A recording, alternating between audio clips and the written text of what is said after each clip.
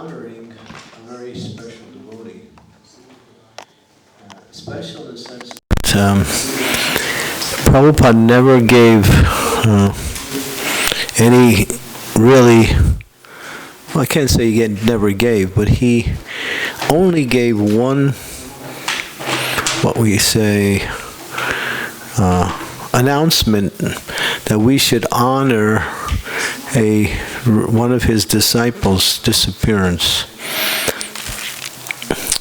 Prabhupada was here from 1965 to 1977, and he had many disciples who were quite illustrious.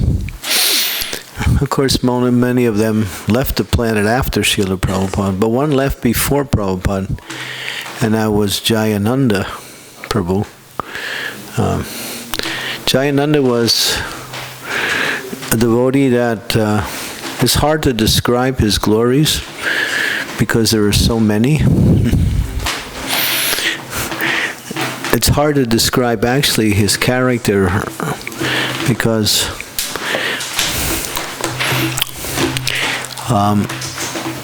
his character was something that was the essence of Krishna consciousness. Jayananda was a person who came to Prabhupada in 1967. He came from an upper middle class family. In other words, his parents were quite wealthy. He went to college. He was very intelligent, very good looking, and very, very strong. Physically built strong. And he went to college in Ohio State University in Columbus, Ohio. But he was never, what we say, satisfied with all the glamour of becoming successful in the material world. In fact, it didn't at all attract him at all. He was kind of lost. He had a good degree in mechanical engineering, but took a job as a cab driver. We asked him why one time. He said, I never could fit into that upper class category. He didn't feel comfortable with that type of association. And he's very simple. In 1967, he was feeling really unhappy and maybe even suicidal. And then he happened to read a news article, or actually a flyer announcing Srila Prabhupada's coming to Ohio State University. After he graduated, he went to San Francisco. And when he was in San Francisco, he read this article. And when he came and he heard Prabhupada, he understood this is what I'm looking for. Although he said he was never really spiritually inclined, but Prabhupada changed his whole life simply by meeting Prabhupada and hearing the philosophy of Krishna consciousness spoken by Srila Prabhupada. His mind and his heart completely changed. And he wanted to dedicate his life. In 1967, he surrendered his whole life to Prabhupada. And at that time, Prabhupada had just finished the Nectar of Devotion. And Prabhupada did not have the money for the printing.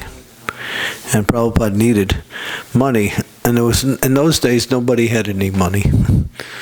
Why? Because everyone who was coming to Prabhupada was mostly street people, who were hippies and people who were just rejected by society, lived a very, what we say, unproductive material life.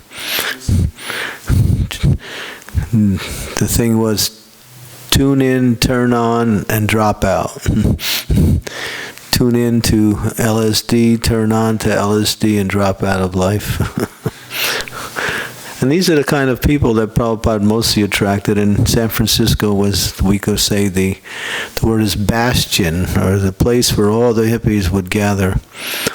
It was known as Haight-Ashbury. In fact, practically the whole area was just, clubs and places where these types of people would hang out on the streets. And Prabhupada got a temple there in 1967. And there was a few devotees at that time, not too many. And after completing his nectar devotion, Jayananda just happened to join the temple at that time, and he had a large savings. At least in those days it was quite large. It was $5,000. $5,000 is easily worth $50,000 today, as the rate of money has changed a lot in proportion to the time. So he gave the whole $5,000 to Prabhupada, and Prabhupada was so happy. And then he used it to print nectar devotion. And then Jayananda joined the temple. But he was not a full-time devotee because the temple really needed money at the time. And so he would drive his cab all day, his cab driver, and he would give his entire money, everything he earned, to the temple at the end of the week, and kept nothing for himself. And then he would come to the temple and do various services. One time, the kind of services he would do was the very menial services. He would wash the dishes. He would take out the trash. He would clean the kitchen. He would, inspire other devotees to do different services. And one time they asked him to become temple president. He said, "Oh no, that's not for me." He never wanted position. He only wanted service, that's all. And he worked hard. That was one of the qualities of Jayananda. You could never see him doing nothing. The time he got up in the morning, he would chant his rounds, and then he would go to the class, and then he would go out and work the whole day. And then, of course, drive his cab and then come back at night and then just do more service. Finally, he left his cab driving job and became a member of the temple. And then he was doing full-time service. And he would always push the other devotees forward and encourage the other devotees in so many ways. One thing about Jayananda, he had a really strong liking for prasadam. He loved prasadam. And he would consume very large quantities of prasadam.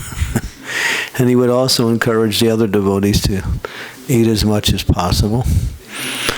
One time, one devotee they were working outside, and I think they were building a Rath Yatra car. One devotee named Jambavan. And he gave him a huge plate of prasadam. And he filled it up, packed it up. It was piled high. And the devotee, he's thinking, I'm going to eat this? And Jayananda just encouraged him, no, prasadam is Krišna. You should eat it. It's actually very tasty and you'll feel so happy.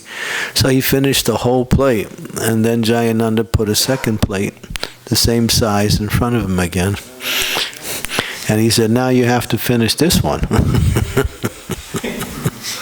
So the devotee could hardly even finish the first one, but Jayananda was so encouraging that he finished the second plate too.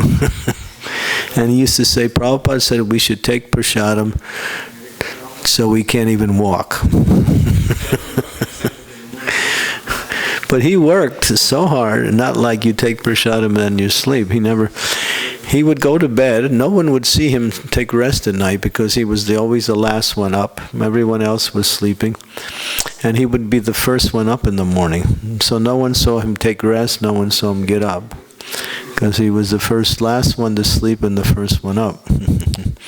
Usually he would sleep, 2-3 hours a night. And he would just serve the whole day. He would like to, when he was with the devotees and working, he would always be talking about Krišna.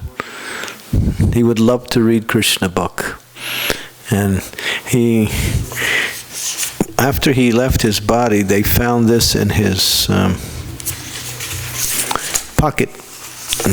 They found it in the cover or the jacket of his Krišna book. And he wrote these different things about Krišna book. He said, as you begin to apply the book's clearly described principles to your life, you will quickly experience a new realm of mental poise and experience an inner happiness, even in the midst of the most trying circumstances. Point 2, you'll worry less and enjoy more. 3, your power of concentration, memory, understanding, and creativity will increase. 4, you'll work more energetically, more confidently, and efficiently, as well as relate better to people. 5, and you'll succeed more easily at whatever you're trying to do. 6, at night you'll fall asleep immediately. In the morning you'll awake thoroughly refreshed with even less hours sleep than you normally need. 7, consequently you will understand the real purpose of your life and your unique role in creation. That's what he wrote about Krišna book.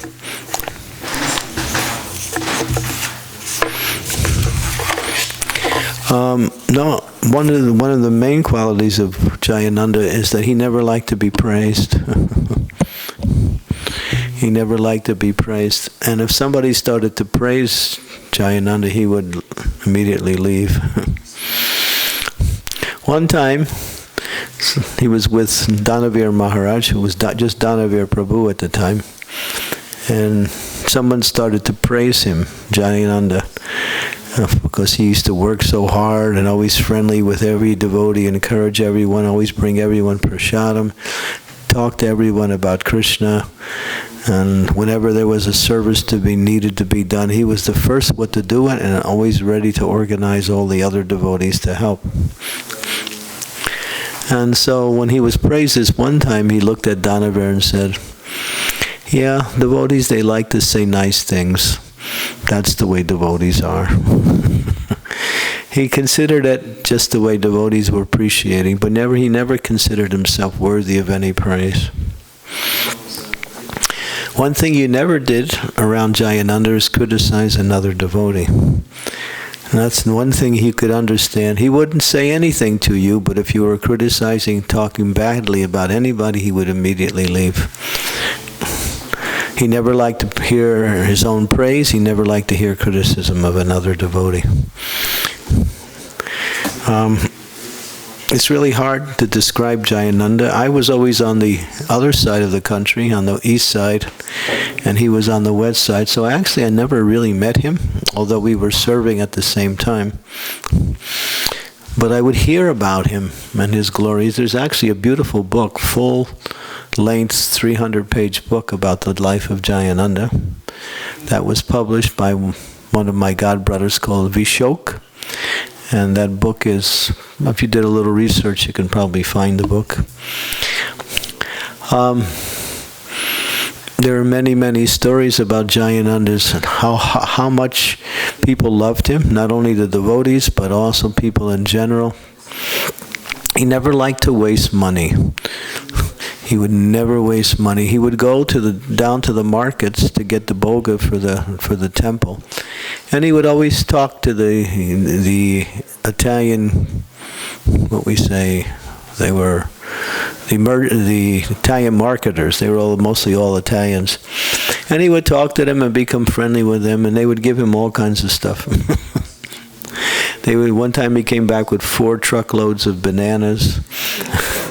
And all kinds of other vegetables and fruit and stuff like that. One time, and sometimes they would see the other devotees and they say, "Where is Johnny Ananda?" They would call him Johnny Ananda. Like that. He was friendly to everyone, and he was always very encouraging. He chanted his rounds. When he would chant his rounds, he would sit down, and he would not move until he finished 16 rounds. He sat in one place, and he would be in concentration, absorbed in the holy name. He loved to chant. He was known, Prabhupada said, for the Rath Yatra, we should take his picture and put it in front of all the Rath Yatra carts. So you'll see that now through all ISKCON, wherever there's a Rath Yatra, right? I know in America, every Rath Yatra, and there's so many Rath Yatras in the United States, every week, like sometimes 2-3 Rath Yatras a week throughout the whole summer season and into the fall season. Everyone has a picture of Jayananda on the front. It's always because he was known as the king of Rath Yatra. He built and designed the first Rath Yatra cart, and later which became the Rath Yatra cart that was used for the Rath Yatras after that. He in 1976, Prabhupada wanted to make a big, what we say, statement, and he wanted to have Rath Yatra in New York. And we had never had Rath Yatra in New York before. And so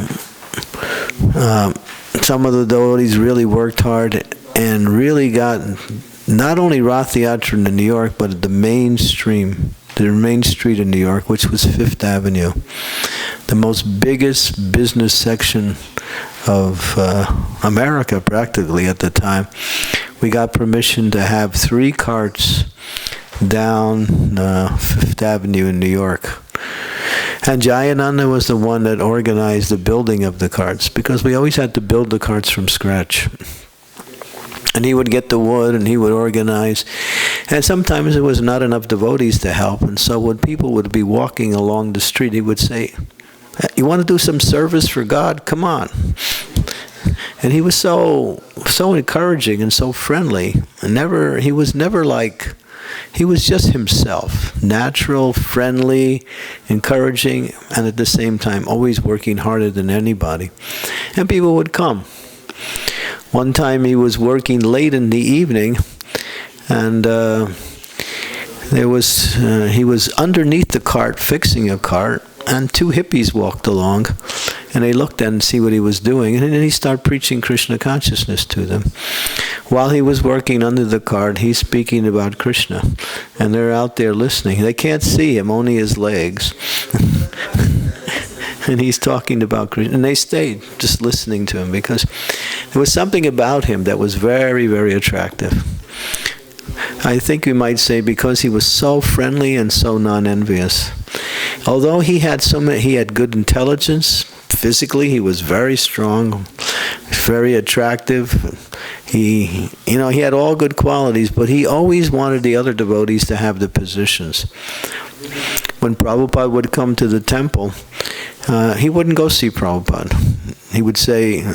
Prabhupada would say, "Where's Jayananda?" And they would look for Jayananda. And they would say, "Prabhupada wants to say," he would say, "Oh, I'm so fallen, I'm so dirty, I can't go see Prabhupada." That was his humility. But then Prabhupada would be insistent. He would come, and he would stay, and then he would go quickly so he could go back to his service. Because he knew, a lot of times the devotees thought we should get as much association with Prabhupada as they could, so they would stay there for a long time, and Prabhupada would be there. But he would just be always serving. Always doing something, always keeping the temple going, enlivening the other devotees. I remember one devotee, he wasn't a devotee at the time.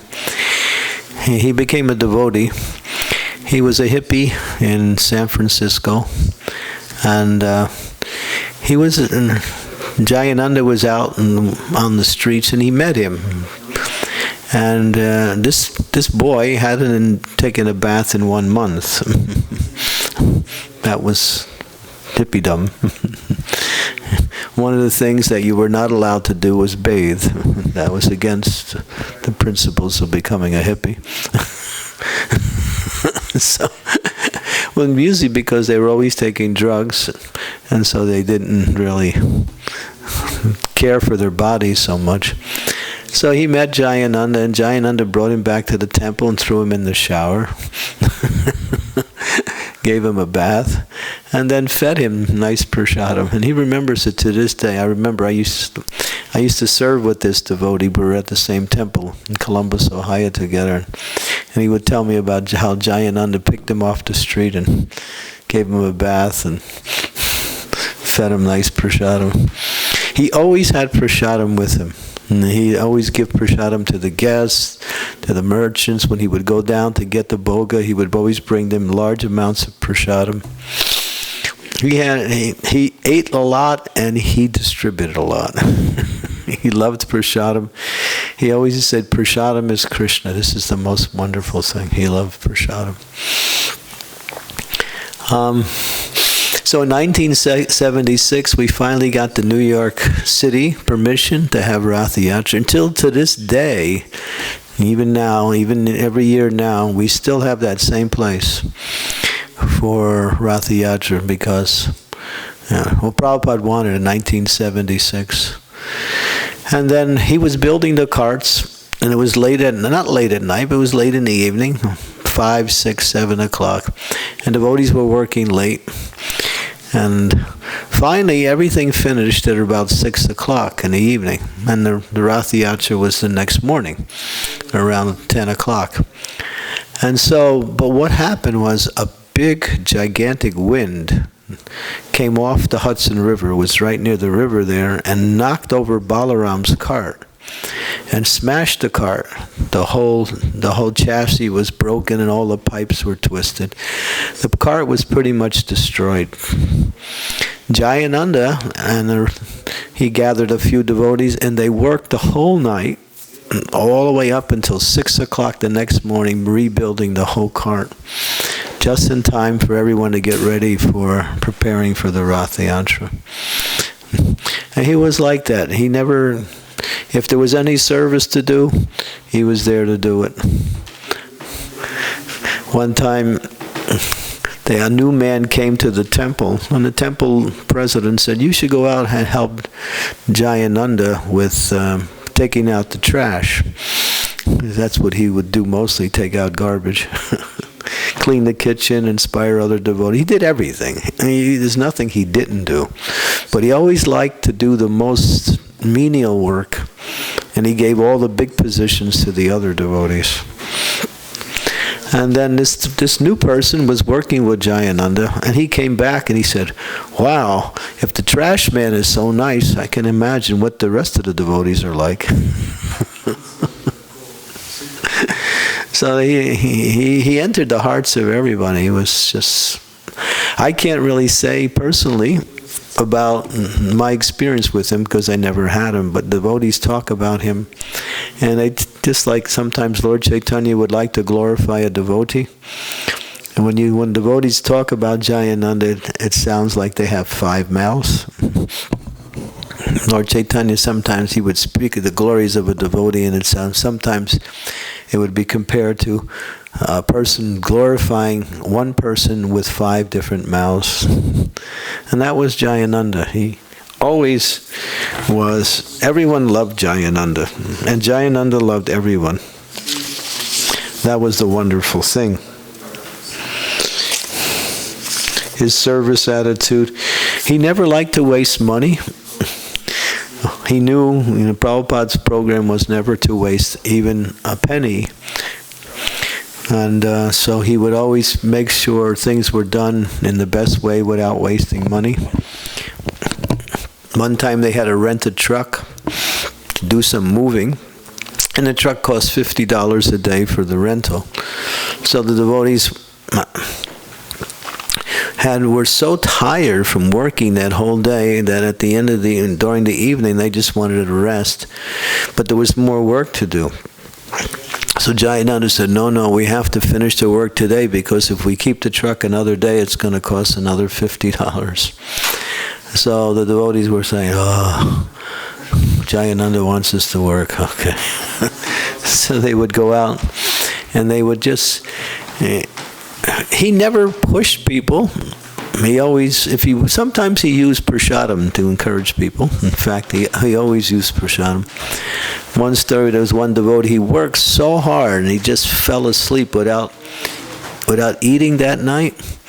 And the devotee was sleeping, and at midnight, Jayananda woke him up and stuck a samosa in his mouth. Here, have some prasad. So that was it. That was his qualities. Very friendly, always caring for the devotees, hard working, never wanted any recognition. One time, Prabhupada came to San Francisco, and Jayananda was driving the car to pick up Prabhupada. So Prabhupada was sitting in the back seat, and Prabhupada said, "Who is driving?" And the devotee said, "That's Jayananda." "Oh, Jayananda.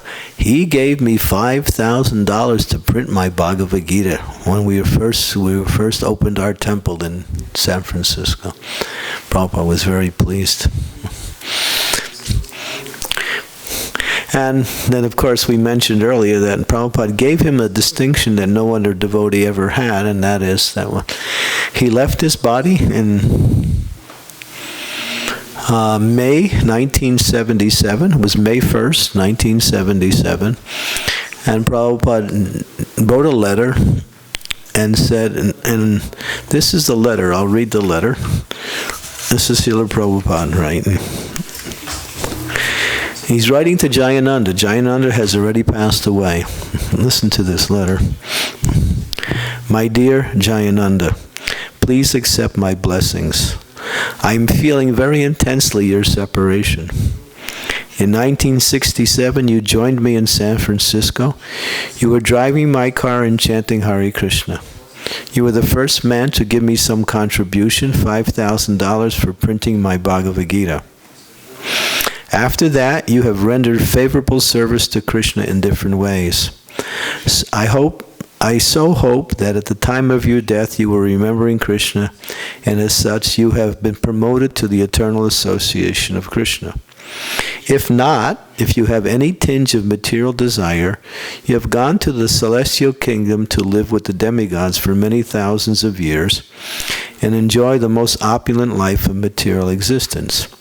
From there you can promote yourself to the spiritual world. But even if one fails to promote himself to the spiritual world, at that time he comes down again on the surface of this globe and takes birth in a big family like a yogis or a brahmanas or an aristocratic family where there is again chance of reviving Krishna consciousness. But as you were hearing Krishna Kirtan, I am sure that you were directly promoted to Krishna Loka. Janma karma chame divyam devam yo veti tatvataha taktva deham purna janmam naiti mam eti chasarjuna. Prabhupada ends. Krishna has done a great favor to you, not to continue your diseased body, and has given you a suitable place for your service. Thank you very much. Your ever well-wisher, A.C. Bhaktivedanta Swami. Imagine getting a letter like that from Prabhupada. That's how much Prabhupada understood the qualities of this Vaishnava. He was very special, and Prabhupada could understand that and glorified him. We can see this letter. Prabhupada said, I'm sure Krishna has taken you back to Krishna Loka, because he always loved Kirtan. He always loved to read Krishna book. That was his favorite book. He carried Krishna book everywhere he went. And he would always be reading Krishna book and talking to others about Krishna book. On a personal level, I had my first disciple. I made my first disciple in 2006 in Denver, Colorado. And she was a person who had a job as a hospice. That means people who are dying. She would take care of dying people. And so this happened about 8 years ago. I think it was around 2007, 2008. One lady came and she took care of this person. And then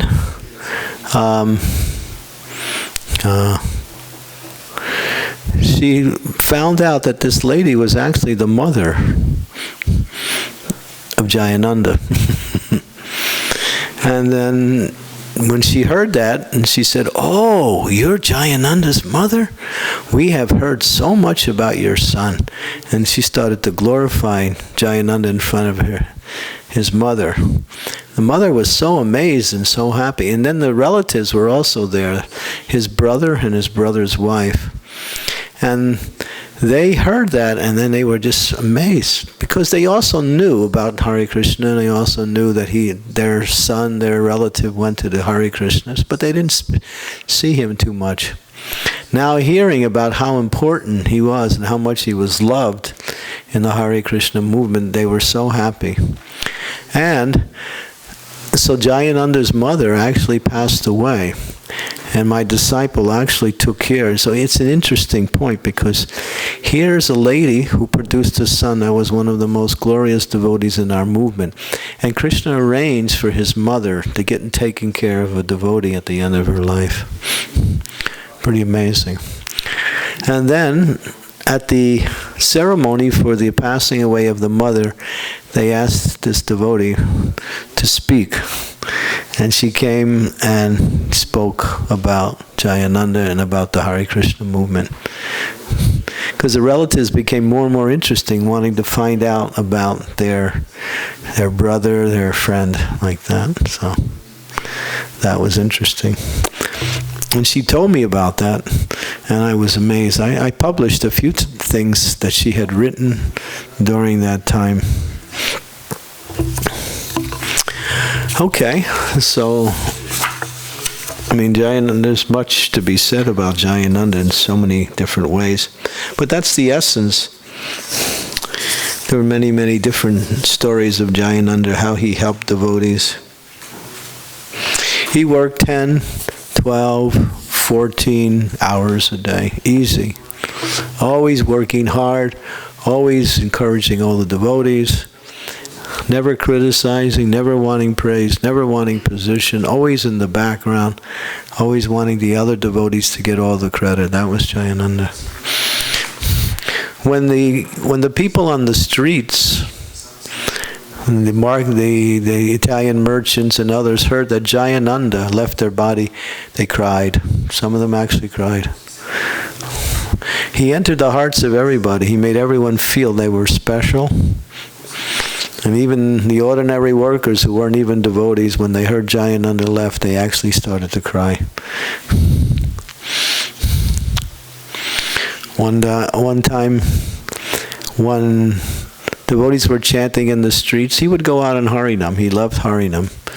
And one very huge, gigantic person, he was about 300 pounds, huge guy, with a beard, and he was drunk.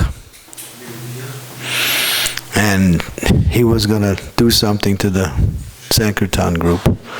So he was walking, and he came, and Jayananda came right up to him, and he looked in the eyes of Jayananda, and he said, "Stop this chanting." And Jayananda said, "Chant Hare Krishna!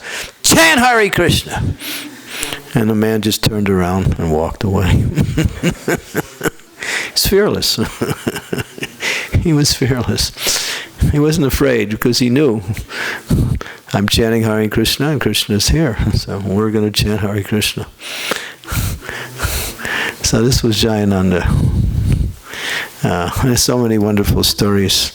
And he's mostly noted for, noted for so many things, but he is mostly noted for organizing Rath Yatras, for building the Rath Yatra carts, for just encouraging everyone to surrender more and more. He made the devotees just want to serve. Sometimes he would bribe them with prasadam. That was Jayananda. So these are a few things. So today is his actual disappearance day. You can probably go online and look for things. You'll find a lot of stories and experiences written by devotees about Jayananda. In America, he's very much glorified, although on this particular day. So that's pretty much it. I can go through and give you more and more details of the same thing. You're very humble, friend to all, King of Rathayatra. These were some of his titles that he got. His relationship with Prabhupada was very special. He never wanted to be always with Prabhupada. He always wanted to serve Prabhupada. He had only good qualities. But in 1976, he came down with leukemia. And he was still, even though he was in leukemia, he was in a wheelchair, he was still preaching Krishna consciousness. And even though he was sick, he organized the Los Angeles Rathayatra, which was the first Rathayatra in Los Angeles in 1976 also. So even from a position of dying, he was organizing the Rathayatra. That was Jayananda. He had such attachments to Krishna consciousness. Okay. Any comments or questions? Yes, Mate. What's the name of his book about him? I think it says The Life of Jayananda. But the author is Vishoka, Visoka, Vishoka Das. But there's other books. There's other written periodicals about his life done by Dhanista. Dhanista's work is not so much circulated around, but Vishoka's book traveled throughout the ISKCON world. That's a beautiful book. It tells so many stories of Jayananda. You can probably look it up. Just punch in Jayananda on Google, and you'll probably get a lot of references like that. I had a question, yeah. I saw in Mayapur near Jagannath Temple there is a samadhi lately.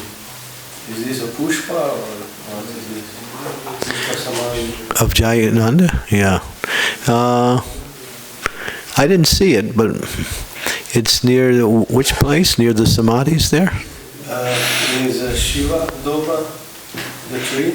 The tree? And the opposite, near the boundary, opposite to Jagannath Temple, Rajpur. Oh, okay. And that's outside of Mayapur complex then. Yeah. It's, Jagannath Balaji Subhadra Temple. Oh, yeah. Oh, okay. Yeah, in Rajpur. Yeah, in Rajpur. Yeah, so, I mean, when you think of Rathayatra, you think of Jayananda. You think of Rathayatra. He designed the first Rathayatra cart, and he made Rathayatra happen all over the world. Actually, it's in America at that time, and then later Prabhupada took it around the world.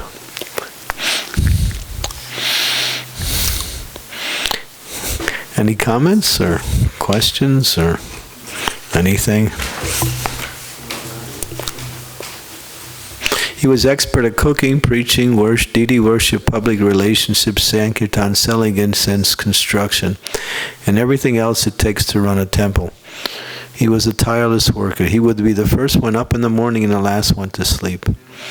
It was Jayananda who was always running out to get the flowers. Jayananda was washing the dishes, making sure the kitchen was clean. He was always missing in class while he was always doing service. And Jayananda was always encouraging others to go out and preach. And he was setting the example himself. I was fortunate to come across a tape lecture of a lecture that he gave a class on. And he doesn't preach very,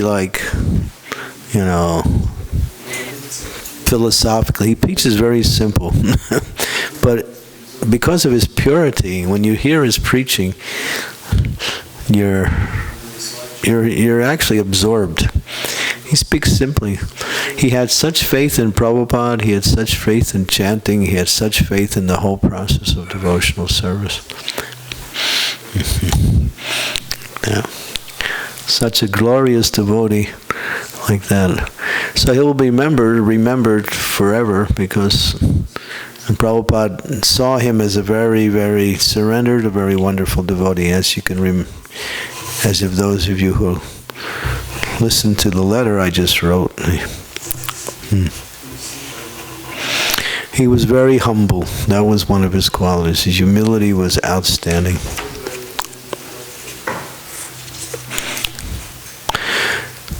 Jayananda worshipped prasadam. When a little prasadam spilled on the floor, he would always bend down and lick it up. He loved to cook, offer, distribute, and eat prasadam in a big way. He would always take prasadam with him and distribute it, whether he was making a boga run or taking a chanting party downtown. He would even say prasadam in a special way that you immediately wanted to take some. Prasad. I can't do it like he did, but anyway.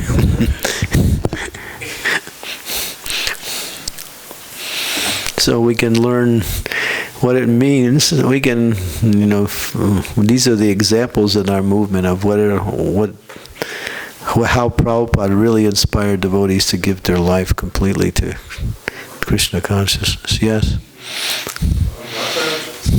How goes this together? He was working tirelessly for 14 hours. Easily. But if someone like me does this, I become more tired.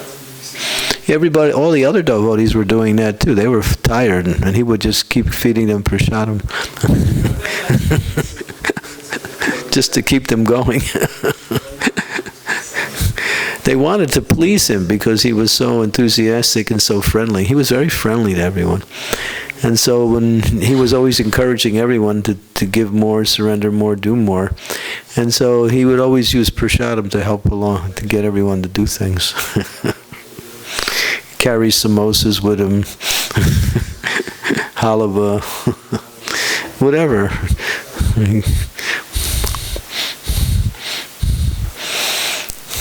Yeah, we think, how is it possible? And he never slept during the day. No one ever saw him. No one ever saw him sleeping. Nobody can even talk about him sleep because he was the last one to go to bed and the first one up.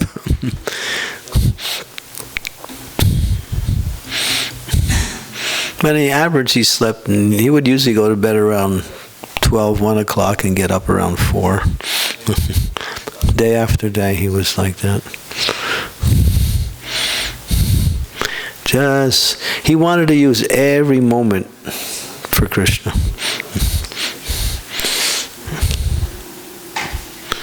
He wanted to use every moment for Krishna.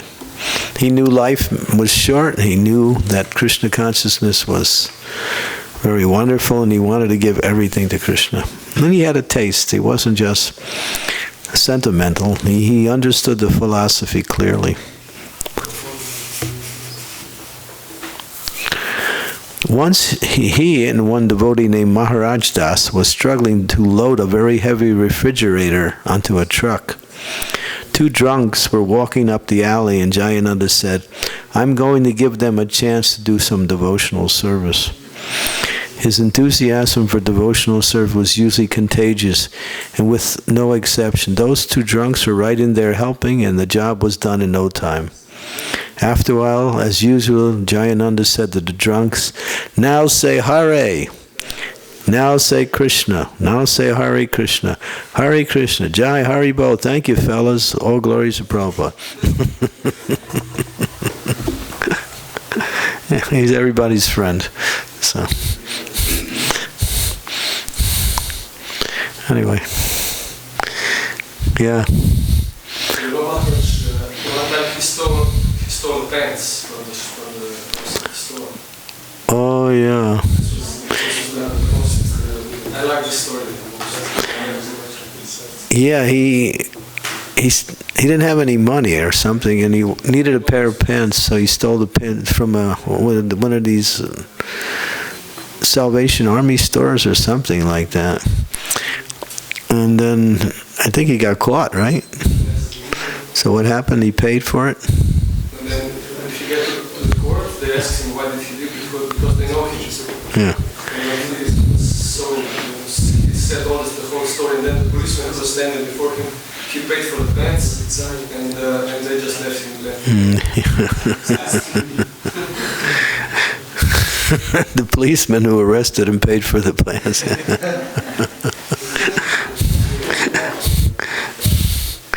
That was Jayananda. Couldn't find any fault with him, even if he apparently did something wrong. It was always in the service of Krishna.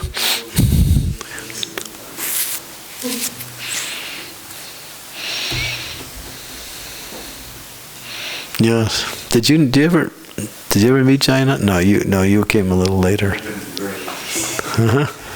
been very lucky. I heard that he was very tall. Oh, he was big. Yes. Big, very handsome, very strong, very intelligent. He had all the qualities of a, what we say, first-class materialist. But he never used them in a material way. But he always had a sweet look on his face, kind of like innocent, like a child.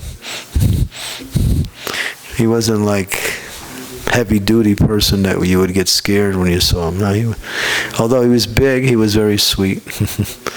Always friendly, always encouraging. He never liked negativity. He was always positive. Krishna consciousness is so nice, and prasadam is so wonderful. That was he loved prasad.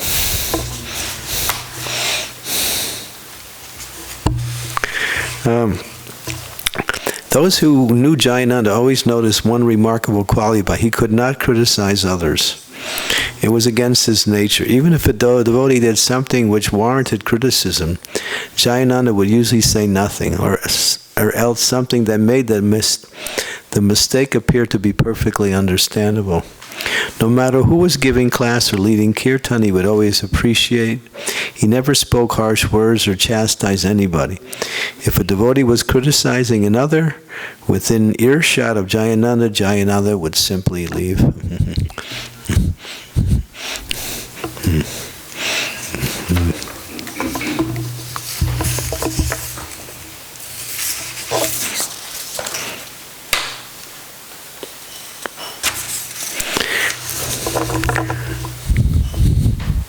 I wish I had more. There's many, many events that... Yeah. If I can share also one story. Yeah. I also listened to these lectures you mentioned, and there was a story how he would cook, peel apples to make chutney, and the peel he would use for sabji. The peel he would use for sabji. He didn't want to throw anything away. Yeah, he didn't want to waste anything. Prabhupada taught us that, never to waste anything. Always try to figure out what you could use in everything. Krishna consciousness. So Jayananda would always think like that. Yeah, he would cook, he would clean, he would wash the pots. He did everything. Because a lot of times some of the devotees that came in, they were hippies and they were not used to working. And so he was always doing whatever is needed, like that.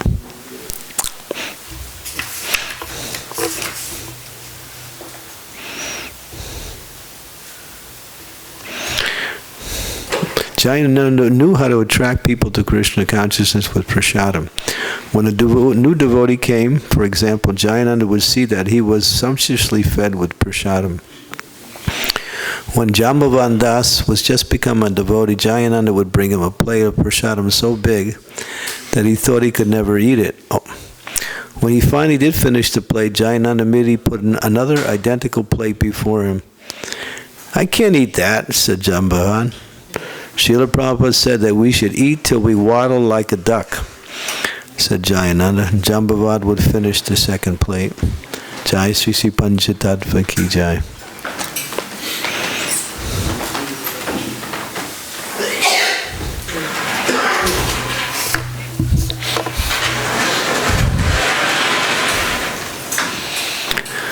Okay, I wish I had more, but I could read from my notes. These are not my notes, these are actually printouts, articles written by other persons about Jayananda. You want to hear more? One time a new guest came to the temple. The president asked him, "Please, can you help Jayananda with the garbage?" So he went out along with Jayananda. They were collecting garbage from all over and loading into the garbage collector. This guest later told the devotees that throughout his life he had seen garbage collectors, but now it was his fortune to perform service for Krishna. He also revealed why he became a devotee. He was thinking, if the garbage collector is so blissful in this movement, what must the other devotees be like? I have to join this movement. I have never met such a blissful, pure, compassionate garbage collector. He was seeing Krishna and even in Guru.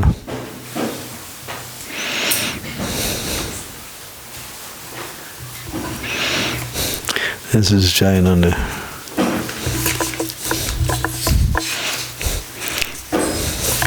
Let's see. I mean, we have many more things I can mention here. By memory, I'm pretty much out, but I do have some things here. I told a story about Ratha Yatra.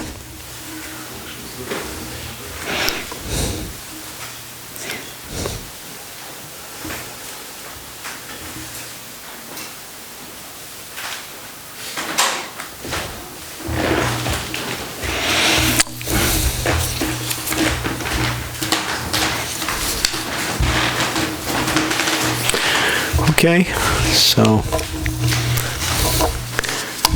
Hare Krishna.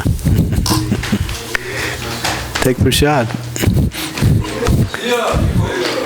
Any garbage to take out? Okay.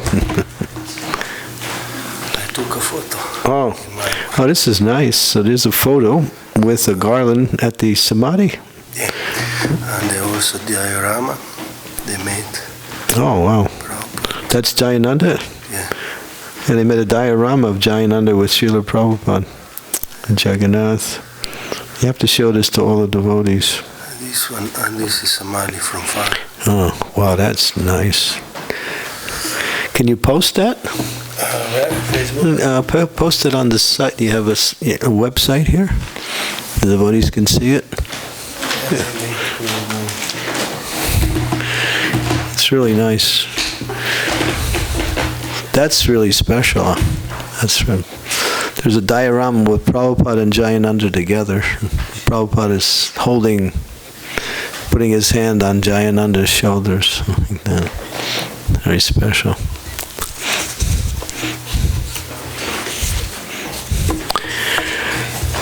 Okay. Thank you. Jayananda Prabhu ki. Jai Srila Prabhupada ki. Gaur Premanande Hari Hari Bo.